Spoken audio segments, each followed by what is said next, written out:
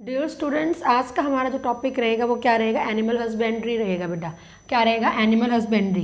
हम हमारा जो ये चैप्टर पढ़ रहे थे crop improvement in food resources, तो हम प्लांट्स के बारे में सब चीज़ पढ़ चुके हैं। अब हम क्या पढ़ेंगे? एनिमल, क्योंकि हम एनिमल के ऊपर भी डिपेंड करते हैं एज ए फूड के लिए।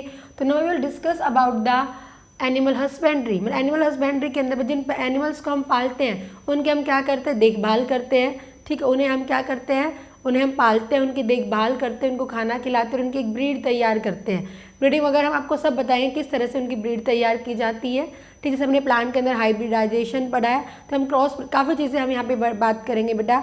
ठीक है, ऐसे हम उन्हें किस तरह का खाना देते हैं और किस तरह से उसकी केयरिंग करेंगे, कैसे जगह पे हम रखते हैं और कैसे हम उन्हें पालेंगे। तो ये सारी चीज़ किसके अंदर आ जाती है बेटा? एनिमल हस्बेंड्री के अंदर आ जाती है। तो हम क्या कहेंगे? It is the branch of biology, it is the branch of agriculture, it is a branch of agriculture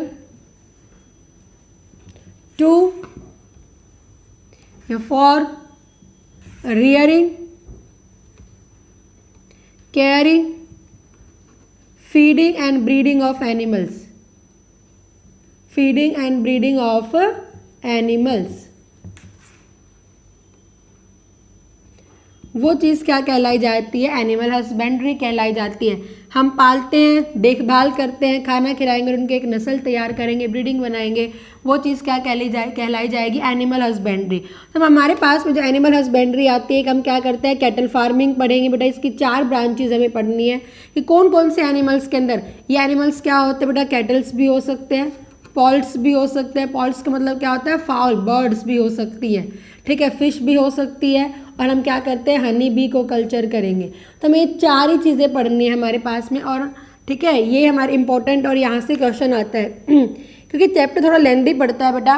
तो ये क्या करते हैं एक क्वेश्चन तो प्लांट से रिगार्ड दे देते हैं और एक क्वेश्चन एनिमल, इसलिए मोस्टली इसमें एनटीएससी में 2 क्वेश्चन पूछते हैं मेन एनटीएससी में। तो कैटल फार्मिंग, कैटल्स के लिए कैटल फार्मिंग। ठीक है, इन बर्ड्स के लिए अगर हम बात करेंगे तो पोल्ट्री फार्मिंग कह देंगे बेटा। क्या कह देंगे? Poultry farming. और फिश के लिए हम क्या कह देते हैं? पिस्की कल्चर। क्या कह देंगे बेटा? पिस्की कल्चर। और हनी बी के लिए हम क्या कह देंगे? एपी कल्चर कह देंगे। क्या कह देंगे बेटा? हम एपी कल्चर। तो हमें ये 4 टर्म्स पढ़नी है। हम इनके बारे में डिटेल में पढ़ेंगे। कैटल को हम किस तरह से पालते हैं, कितने टाइप के होते हैं, किस तरह से हम उसकी ब्रीड तैयार करेंगे, क्यों तैयार करते हैं, उनके मैनेजमेंट, उनका प्रोटेक्शन, सब चीज़ ध्यान रखेंगे। इन द सेम वे हम इन सब चीज़ों के ऊपर क्या करेंगे बेटा? फोकस करेंगे। आगे बात समझ में? तो एनिमल हस्बेंड्री हम क्या कह देंगे? It is the branch of agriculture in which the 4 हम बात करेंगे इन विच रियरिंग, केयरिंग, ठीक है बेटा, breeding and feeding of the animals. वो चीज़ क्या कहलाई जाएगी हमारे पास? एनिमल हस्बेंड्री कहलाई जाएगी। अब अगर हम बात करेंगे एनिमल हस्बेंड्री में तो सबसे पहले हम क्या पढ़ेंगे? कैटल फार्मिंग पढ़ेंगे बेटा। क्या पढ़ेंगे हम? कैटल फार्मिंग पढ़ेंगे। ओके, हम क्या पढ़ेंगे यहाँ पर? Cattle farming. कैटल फार्मिंग का हम किसकी ब्रांच आ रही? It is the branch of animal husbandry. कैसे डिफाइन कर देंगे? It is the branch of animal husbandry. Animal husbandry in which rearing, caring, feeding and breeding of cattles are done। कोई अपनी form में लिख देना, लेकिन हम वही करेंगे, रियरिंग करेंगे, केयरिंग करेंगे, फीडिंग करेंगे और ब्रीडिंग करेंगे। यहाँ कैटल्स हम कौन से कैटल्स लेते हैं? मेनली हम कौन से कैटल्स लेंगे बेटा? डोमेस्टिक एनिमल्स, जिन्हें हम क्या करते हैं? पालते हैं। कौन से कैटल लेंगे जिसे हम पालते हैं? कौन कौन से को हम पालते हैं? नॉर्मल जो हर कोई पाल लेता है, काऊ पाल लेता है, बफेलो होता है, ठीक है, गोट होती है, बकरी होती है, शीप होती है। ओके बेटा, या फिर ऑक्स वगैरह, ये सब किसके अंदर आ जाते हैं बेटा? कैटल्स के अंदर आ जाते हैं। या इन्हें हम क्या कहेंगे? लाइव स्टॉक भी कहते हैं। इन्हें हम लाइव स्टॉक क्यों कहते हैं? क्योंकि आप देखते हो भाई, हम खेती के साथ साथ गाय और भैंस को पालते हैं, तो ये भी हमारे एक इनकम का क्या होता है बेटा? सोर्स होता है, इससे हमें क्या मिलती है, इनकम मिलती है। हमने काऊ है, काऊ और बफेलो इसका मिल्क होता है, हम बेच देते हैं, हमें उससे पैसे आ जाते हैं, इसलिए इन्हें लाइव स्टॉक कहा गया है। गॉट है, गॉट का भी मिल्क निकलता है, कैमल होता है इनका भी, या फिर गॉट वगैरह को अगर बात करें तो मीट पर्पज़ के लिए भी पाल लेते हैं और उसको मीट में भी। ऐसे ही शीप अगर हम बात करेंगे तो वूल निकालने के लिए, ऊन निकालने के लिए। ऑक्स है, बुलक्स होते हैं, उन्हें किसके लिए किया जाता है बेटा, मतलब हम कार्टिंग, इन सब चीज़ों के अंदर हम उसे यूज़ करेंगे। ओके बेटा, तो आपको याद रखना है हम क्या कहेंगे, जिसके अंदर rearing, caring, feeding, breeding of the kettles, उसे हम क्या नाम दे रहे हैं, कैटल फार्मिंग कह रहे हैं। डोमेस्टिक एनिमल या इन्हें हम क्या नाम देंगे, लाइव स्टॉक कहेंगे। क्या कहेंगे बेटा, लाइव स्टॉक। अब आप मुझे बताना भाई, हम काऊ या बफेलो को, मैंने आपको क्या कहा कि जो काऊ या बफेलो हम किस लिए पालते हैं, बताओ बेटा।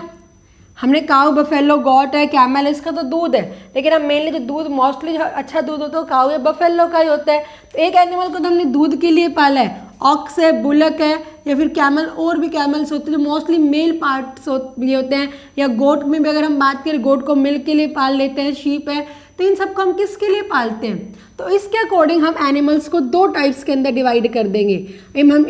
बहुत इंपॉर्टेंट, इसे याद रखना बेटा, एनिमल्स या हम कैटल्स को कितने टाइप्स के अंदर डिवाइड कर देते हैं बेटा, हम 2 टाइप्स के अंदर डिवाइड कर देते हैं। एक हम किसके लिए पालेंगे, ओनली फॉर मिल्क पर्पस, किसके लिए पालते हैं बेटा, मिल्क पर्पस के लिए पालते हैं। और एक हम किसके लिए पालते हैं, अदर एग्रीकल्चर पर्पस, किसके लिए पालेंगे बेटा, हम अदर एग्रीकल्चर पर्पस के लिए पालेंगे। अदर एग्रीकल्चर पर्पस अगर हम बात करें तो प्लफिंग भी करवाई जाती है, आपने सबने देखा है, बैलों से क्या करवाई जाती है, प्लफिंग करवाई जाती है, कार्टिंग करवाई जाती है। कार्टिंग का मतलब समझते हो ना, ले जाना, एक जगह से दूसरी जगह ले जाना।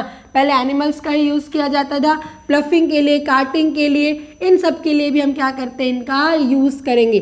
जो मिल्क पर्पस के लिए पाले जाते हैं उन्हें हम क्या नाम देते हैं, मिल्क या डेयरी एनिमल्स कहेंगे। ये इंपॉर्टेंट है, इसे याद रखना है बेटा। क्या कहेंगे, मिल्क या डेयरी एनिमल्स कहेंगे। आपका क्वेश्चन आता है बता द मिल्क या डेयरी एनिमल्स, तो आपको मिल्क मतलब जो मिल्क प्रोड्यूसिंग एनिमल्स होंगे, जो मिल्क पर्पस के लिए पालते हैं। Rearing the animals for milk, कैसे लिख देंगे हम बेटा, rearing the animals for milk, जिनको हम किसके लिए पालते हैं, मिल्क के लिए पालते हैं, उन्हें हम क्या कह देंगे, milk. And rearing the animals for other purposes such as ploughing and carting, उन्हें हम क्या नाम दे देते हैं, ड्रॉट एनिमल्स, DRAUGHT, क्या नाम दे देते हैं बेटा, ड्रॉट एनिमल्स कह देते हैं। क्या कह देते हैं हम, ड्रॉट एनिमल्स कह देंगे। प्लफिंग, आजकल आप देखते हो ट्रैक्टर से प्लफिंग की जाती है। देखो बेटा, हर तरह के फार्मर्स होते हैं, आपको सबको पता है। मैंने कहा कोई अच्छे मतलब फार्मर्स, अच्छे फार्मर्स का मतलब क्या, जिनके पास अच्छे पैसे हैं, और एक कुछ फार्मर्स होते हैं जो क्या होते हैं, उनके पास ट्रैक्टर खरीदने के पैसे नहीं होते हैं, तो प्लफिंग या तो अपने खुद से करते हैं या फिर एनिमल्स का यूज़ करके करते हैं। या पहाड़ी इलाके हैं या सैंडी होती है जहाँ पे ड्यून्स होते हैं, ठीक है, वहाँ पे किससे करवाई जाती है बेटा, मेनली किससे प्लफिंग करवाई जाती है बेटा, किसी एनिमल से करवाई जाती है, तो उसे हम क्या कहेंगे, ड्रॉट एनिमल्स कहेंगे। क्या कहेंगे, ड्रॉट एनिमल। तो मिल्क को कॉमनली कौन कौन से एनिमल्स को पालते हैं आप बताओ, हम काऊ एंड बफेलो के बारे में ही मेन पढ़ते हैं बेटा। किसके लिए पालते हैं हम, काऊ एंड बफेलो के लिए।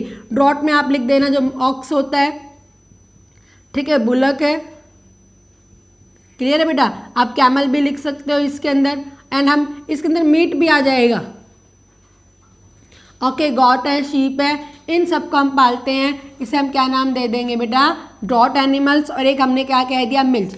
काफ़ी एनिमल्स ऐसे होते हैं जो ड्यूल पर्पस के लिए होते हैं बेटा, वो सेम बात ही है, बस इनमें क्या कर दिया, ड्यूल पर्पस। मान लो उनकी जो फीमेल पार्टनर होगी वो तो किसके लिए होगी, दूध के लिए यूज़ कर लेंगे, और जो उनका मेल पार्टनर होगा वो किसके लिए यूज़ कर लेंगे बेटा, उसे हम प्लफिंग या कार्टनिंग के लिए यूज़ कर लेंगे। तो ऐसी काफ़ी क्वालिटी आती है। जैसे अगर हम बात करेंगे, काऊ है, काऊ के गिर है, तो उसमें बेस्ट किसके लिए आती है, दूध के लिए आती है। और अगर हम बात करेंगे थारपरकर आती है, तो किसके लिए आती है बेटा, मेनली किसके लिए आती है बेटा, प्लफिंग के लिए आती है।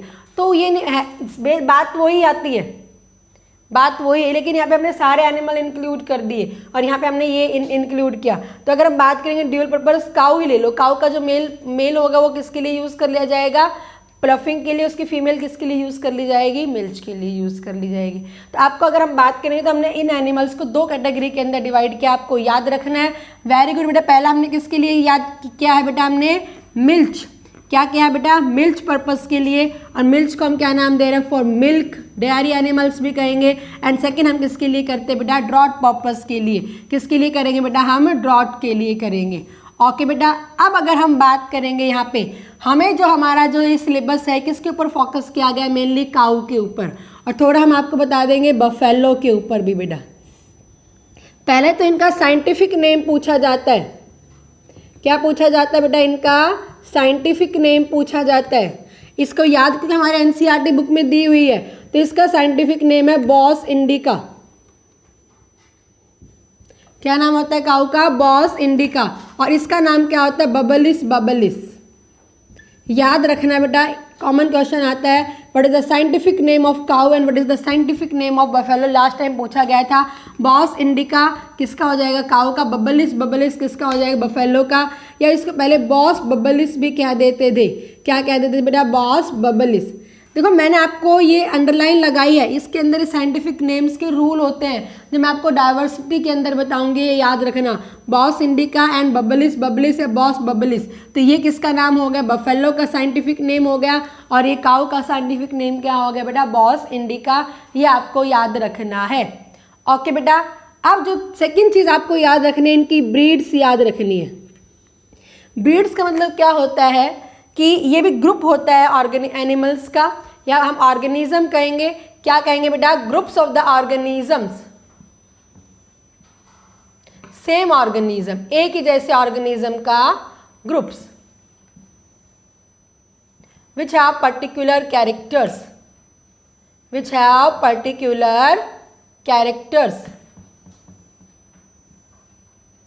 उन्हें हम क्या कहते हैं, ब्रीड। हिंदी में अगर हम बात करेंगे नस्ल कहेंगे। क्या कहेंगे, नस्ल। आपने पढ़ा है भाई, भैंस है, मुर्रा भैंस पढ़ी होगी, महसाना भैंस पढ़ी होगी, सुरती पढ़ी होगी। तो ये उनकी ब्रीड्स है बेटा। महसाना अलग जगह से बिलोंग करती है, उसका अलग कैरेक्टर, हर एक के अंदर अपना अपना कैरेक्टर मिलेगा। तो उन्हें हम क्या नाम देंगे, ब्रीड्स कहेंगे बेटा। क्या कहेंगे, उन्हें हम ब्रीड्स कहेंगे। तो ब्रीड्स हमने क्या कहा, group of the same organism. भाई काऊ है तो काऊ का वो सेम ग्रुप हो जाएगा, उसके अंदर एक पर्टिकुलर क्या मिलेगा, कैरेक्टर मिलेगा। तो उन्हें हम क्या कहेंगे, ब्रीड्स। तो अगर हम बात करें बेटा, इसको याद रखना, ब्रीड्स को हम 3 कैटेगरी के अंदर डिवाइड कर देते हैं। एक हम क्या कहेंगे, जो अपने ही देश की होगी, क्योंकि हम इंडिया से बिलोंग करते हैं तो उसे हम इंडिजीनियस कह रहे हैं। क्या कह रहे हैं, इंडिजीनियस स्पीसीज कह रहे हैं, इंडिजीनियस ब्रीड कहेंगे। ठीक है बेटा, याद रखना, इसमें से क्वेश्चन पूछते हैं, बहुत ज़्यादा इंपॉर्टेंट है। क्या कहेंगे, हम इंडिजीनियस ब्रीड कहेंगे। एक जो हमारे देश की नहीं दूसरे देश से लाई जाती है उसे हम एक्जोटिक ब्रीड कहेंगे। क्या कहेंगे, एक्जोटिक ब्रीड। और एक क्या होते हैं, इन दोनों को जिसे हमने हाइब्रिडाइजेशन करा था, इसको और इसको क्या क्या रिप्रोड्यूस करवाया और एक नई ब्रीड तैयार होके आई, उसे हम क्या नाम देंगे, इम्प्रूव्ड ब्रीड कहेंगे। क्या कहेंगे, इम्प्रूव्ड ब्रीड कहेंगे हम। ओके बेटा, याद रखना है आपको, इंपॉर्टेंट है। इंडिजीनियस, इंडिजीनियस का मतलब क्या हो गया, the breed which belong to a country, which belong to own country, अपनी खुद की कंट्री से जो बिलोंग करेगी उसे हम क्या कहेंगे, इंडिजीनियस कहेंगे। नॉर्मल भाषा में हम क्या कहेंगे, देसी वर्ड, जैसे कि हमारी खुद की है, हमारे देश की है, उसे हम क्या कहेंगे, इंडिजीनियस कहेंगे। एक्सोटिक मतलब which belong to other country, which belong to other country, जो दूसरी कंट्री से है उसे हम क्या नाम देंगे, एक्सोटिक कहेंगे। इम्प्रूव्ड मतलब जो क्रॉस करवाई जाएगी। ठीक है, it is the result of cross breeding. भाई इसकी ले ली दोनों को क्रॉस करवाया और एक नई ब्रीड बन के तैयार हुई, हमने क्या कहा, इम्प्रूव्ड। जैसे हमने हाइब्रिड प्लांट्स के अंदर बनाया था अलग अलग टेक्निक्स का यूज़ करते हुए, तो यहाँ पर भी हम एनिमल के साथ में भी एक अच्छी ब्रीड तैयार करेंगे। हम पढ़ेंगे सारी चीज़ें बेटा वहाँ पे। तो आपने मैंने क्या कहा, 3 तरह की ब्रीड याद रखना, इंडिजीनियस, एक्सोटिक एंड इम्प्रूव्ड। जो खुद के देश की होती है उसे हम इंडिजीनियस कहेंगे, जो दूसरे देश से आती है उसे हम क्या कहेंगे, एक्सोटिक। और इम्प्रूव्ड हम क्या कहेंगे, जो दोनों के रिजल्ट से बनाएंगे। अगर मैं आपको पहले कॉमन, क्योंकि मैं आपको इस वीडियो के अंदर ओनली इंडिजीनियस ब्रीड की, आपको काऊ की कौन कौन सी इंडिजीनियस ब्रीड है, कहाँ कहाँ से बिलोंग करती है, और बफेलो की कौन कौन सी होगी, हमें याद करना, ये इंपॉर्टेंट है। एक्सोटिक जब मैं आपको बताऊंगी, टेक्निक्स का बताऊंगी, तब वहाँ पे हम एक्सोटिक ब्रीड्स को भी बताएंगे सारा का सारा। मैं आपको कॉमन एग्जाम्पल दूँ, आपने गिर सुनी है, गिर एक काऊ की नस्ल होती है जो गिर है। और जर्सी भी आपने सुनी होगी, जर्सी गाय। जर्सी गाय सुनिए ना। और यहाँ पे अगर हम बात करेंगे हॉलस्टियन ब्राउन स्विस आती है, या हॉलस्टियन, तो ये कैसी आती है बेटा, इम्प्रूव्ड वैरायटी की आती है। किसकी आती है, इम्प्रूव्ड वैरायटी की आती है। तो बनाई गई किससे, क्या बनाई गई है, मैं इनको आपको सब बताऊंगी डिटेल में, लेकिन अभी के लिए हम इसको थोड़ा सा छोड़ देते हैं। आपको जो याद करना है इसके अंदर इंडिजीनियस ब्रीड याद करनी है। किसकी याद करनी है, काऊ की और बफेलो की याद करनी है। किसकी याद रखनी है, काऊ की एंड बफेलो की। तो आपको काऊ एंड बफेलो को जो याद रखनी है वो आपको क्या याद रखनी है, सबसे पहले अगर हम बात करेंगे गिर, ठीक है बेटा, काऊ की है ये, रेड सिंधी, सहीवाल, सहीवाल, और एक याद कर लेना थारपकर। ये सारी क्या है बेटा, ब्रीड है, किसकी है, काऊ की। और इसको याद कर लेना एम मुर्रा, मेहसाना एंड सूरती। तुमसे क्वेश्चन पूछा जाता है यहाँ पे, हर मेन एनटीएससी के अंदर भी आया हुआ है, which one the breed belong to indigenous of the cow, इस तरह से आएगा। तो आपको ये मेन याद रखनी है, काऊ की ये 4 याद रख लेना और बफेलो की ये 3 याद रख लेना, ठीक है। गिर अगर मैं बात करूँगी तो कहाँ से बिलोंग करती है, गुजरात से बिलोंग करेगी बेटा। कहाँ से बिलोंग करती है, गुजरात से। जो रेड सिंधी है वो कहाँ से है बेटा, पंजाब से और पाकिस्तान से है। और सहीवाल भी कहाँ से है बेटा, पंजाब एंड पाकिस्तान से है ये, ठीक है। ये हमारे वहाँ पर्टिकुलर इंडिजीनियस हमारे देश की, पाकिस्तान अलग हो गया, अलग मैटर बात करता है। थारपरकर कहाँ से के पड़ता है, आंध्र प्रदेश का ही, और इसका मेल पार्टनर यूज़ किया जाता है मोस्टली। ओके बेटा, तो हमने क्या कहा, गिर है गुजरात, देन क्या हमने रेड सिंधी है, सहीवाल है, लाल रंग की आती है ना, चरवाई चराने के लिए आते हैं रेड सिंधी, गिर वाइट में आती है, सहीवाल भी आपने देखी, थोड़ा छोटा साइज रहेगा उसकी, थारपकर है। ये तो ये सारे हमारे इंडिजीनियस है बेटा, क्या है, इंडिजीनियस है, याद रखना बेटा, बहुत इंपॉर्टेंट है। इसमें आपके एक आधी ऐड कर देंगे, किसकी, एक्सोटिक स्पीसीज है, कुछ भी ऐड करेंगे, आपसे पूछेंगे कौन सी इंडिजीनियस है, कौन सी एक्सोटिक है। एक्सोटिक भी मैं आपको सारा बताऊंगी, लेकिन इम्प्रूव्ड के अंदर बताऊंगी। ये हमने क्या कहा, मुर्रा, मेहसाना, सूरती, इसको शॉर्ट में एमएमएस ये याद रख लेना, एमएमएस। एमएमएस होता है ना बेटा, मैसेंजर जो होता है, तो एमएमएस जो कलर आते थे पहले, तो एम से मुर्रा, मुर्रा कहाँ से बिलोंग करती है, हमारे पंजाब से एंड हरियाणा और राजस्थान मेन है, यहाँ से बिलोंग करती है बेटा, पंजाब एंड हरियाणा से बिलोंग करती है। मेहसाना मेनली कहाँ से बिलोंग करेगी, गुजरात से। गुजरात में मेहसाना एक जगह है, वडोदरा एंड वहाँ मतलब मेहसाना से बिलोंग करती है। और सूरती भी कहाँ से बिलोंग करती है बेटा, गुजरात से, और गुजरात में भी वडोदरा से बिलोंग करेगी।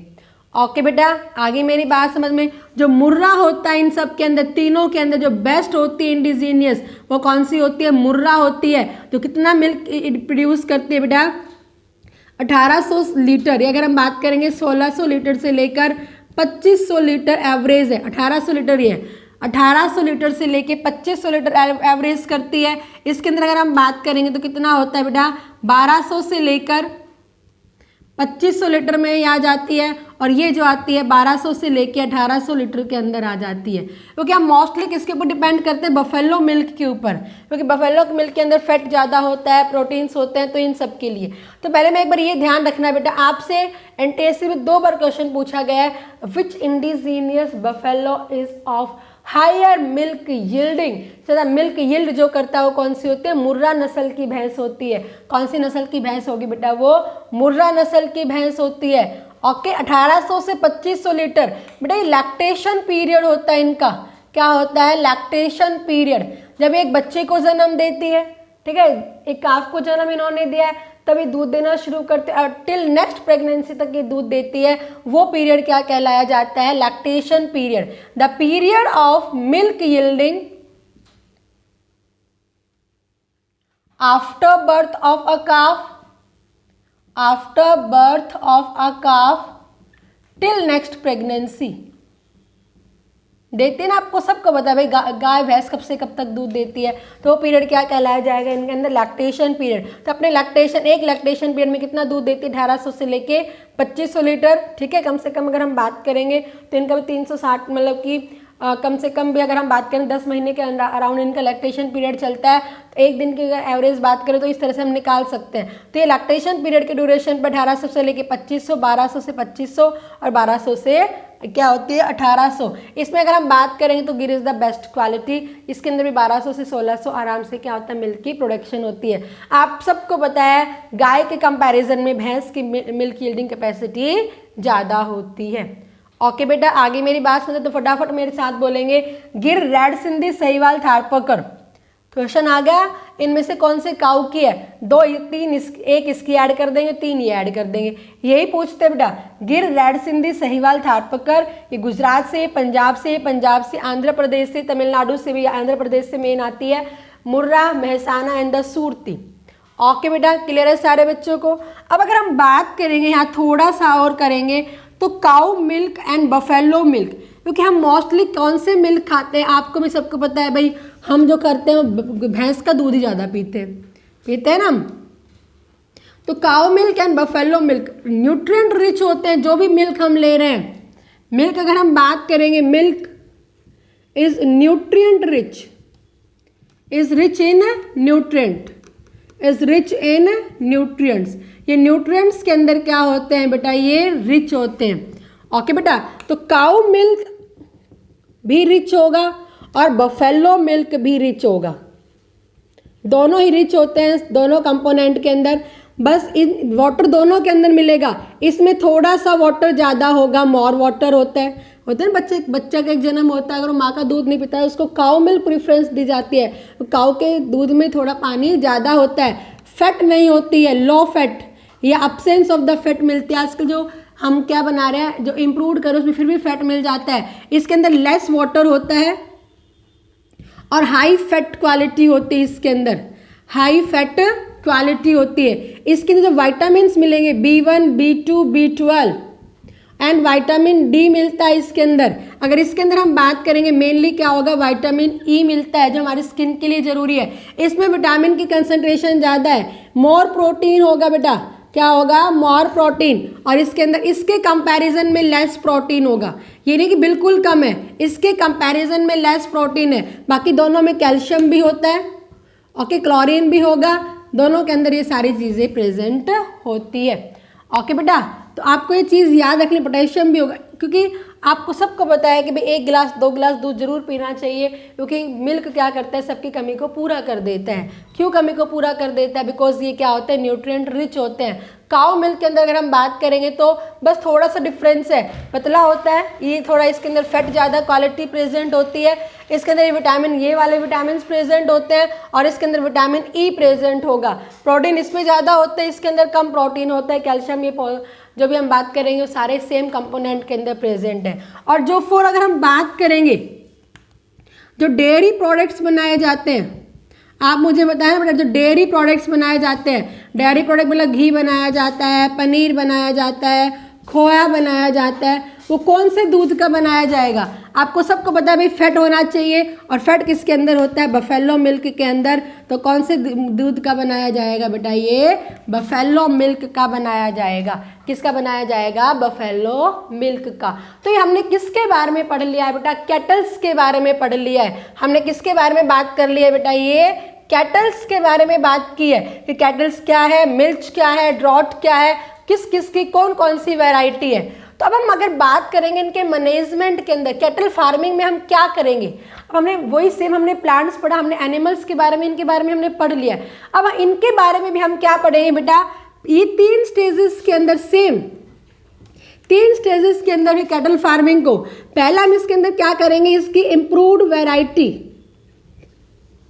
इम्प्रूव्ड